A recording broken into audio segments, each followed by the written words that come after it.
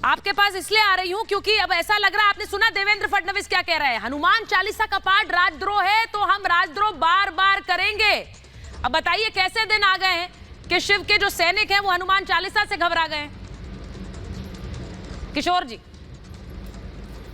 नहीं, सुचित्रा जी, एक बात मैं आपको क्लियर कर देता हूँ कि हनुमान चालीसा पढ़ने का तो विषय नहीं। वो उन्होंने अमरावती के अंदर सामूहिक हनुमान चालीसा पढ़ा, उसको आपने भी बहुत पब्लिसिटी दी और पुलिस ने भी उनको पूरा सहयोग किया। उन्होंने मंदिरों में किया और सार्वजनिक तौर पे भी किया, लेकिन ये हनुमान चालीसा पढ़ने पर कार्रवाई हुई नहीं है।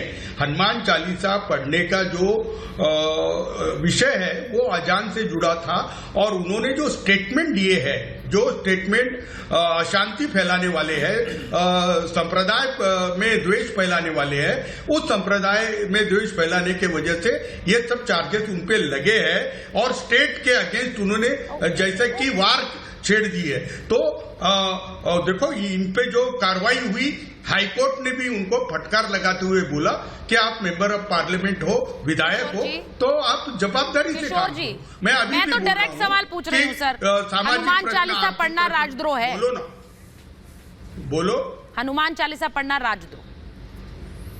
नहीं, हनुमान चालीसा, अरे हम तो खुद ही, मैं ब्राह्मण हूँ और मैं हनुमान चालीसा पढ़ता हूँ। पूछा मैंने, आपकी जाति थोड़ी पूछी है। मैं जाति वाली जाति की राजनीति, राजनेताओं को मुबारक है, हम नहीं पूछते हैं जातिवादी और ना हम चाहते हैं कि कोई आकर यहाँ पर ये बताए। मैंने सिर्फ पूछा शहजाद जी, मैंने सीधे ये पूछा, क्या हनुमान चालीसा का पाठ करना राजद्रोह है? क्योंकि देवेंद्र फडणवीस कह रहे हैं ये राजद्रोह तो हम बार बार पढ़ेंगे, डंके की चोट पर पढ़ेंगे।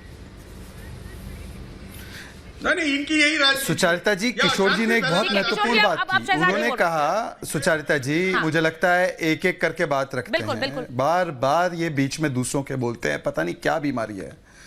देखिए सुचारिता जी, ऐसा है, उन्होंने अभी कहा कि ये हनुमान चालीसा के ऊपर हमने नहीं लगाया है सेडिशन का केस, परंतु हनुमान चालीसा से जो द्वेष की भावना दूसरे धर्म में फैलेगी, मतलब ये कह रहे हैं कि क्या मुसलमानों में हनुमान चालीसा की वजह से द्वेष की भावना फैलेगी, या ये कह रहे हैं कि उद्धव ठाकरे के घर के सामने पढ़ना ये गलत है क्योंकि दूसरे धर्म, मतलब मैं तो समझता था अभी तक कि धर्म तो सब लोगों का एक है, नवनीत राणा जी का और उद्धव ठाकरे जी का भी, तो ये एक बड़ा डिस्क्लोजर किशोर तिवारी कर रहे हैं। दूसरी बात मैं इनसे पूछना चाहता हूं, चलिए आपने तो हनुमान चालीसा कहने वाले लोगों पर, दोनों लोगों पर धार्मिक उन्माद फैलाने का केस लगा दिया, मुझे 5 मस्जिदों के नाम बता दो जहां पर अवैध रूप से रोज लाउडस्पीकर, क्योंकि 5 बजे की जो नमाज होती है सुबह की, वो तो अवैध रूप से होती है, तो 5 मस्जिदों के नाम सहित बता दो जिन पर यही कार्रवाई की गई है। चलिए वो छोड़ दीजिए, मतीन शेखानी जिसने चुनौती दी महाराष्ट्र की सरकार को कि मैं छेड़ोगे तो मैं छोड़ूंगा नहीं, उस पर सेडिशन का केस क्यों नहीं लगा? या वो भी छोड़ दो, नवाब मलिक जिसकी सुप्रीम कोर्ट ने बार बार बेल रिजेक्ट की है दाऊद इब्राहिम के साथ संबंध रखने के लिए, उसका इस्तीफा क्यों नहीं लिया अभी तक, ये बता दीजिए। हनुमान चालीसा से द्वेष फैलता है दूसरे समुदाय में, परंतु मतीन शेखानी ने जो कहा, या नवाब मलिक जो दाऊद इब्राहिम के साथ संपर्क में है, उसका इस्तीफा भी नहीं ले सकते। ये आज की शिवसेना है, ये शिवसेना नहीं, ये लश्कर ए सोनिया है। ये शिवसेना नहीं है जो बाला साहेब ठाकरे की हिंदुत्व की शेर थी, ये एक सेकुलरिज्म की भीगी बिल्ली है जो आज हिंदुत्व का अपमान सहती है, सावरकर जी का अपमान सहती है और टीपू का महिमा मंडन करती है। स्क्रीन पर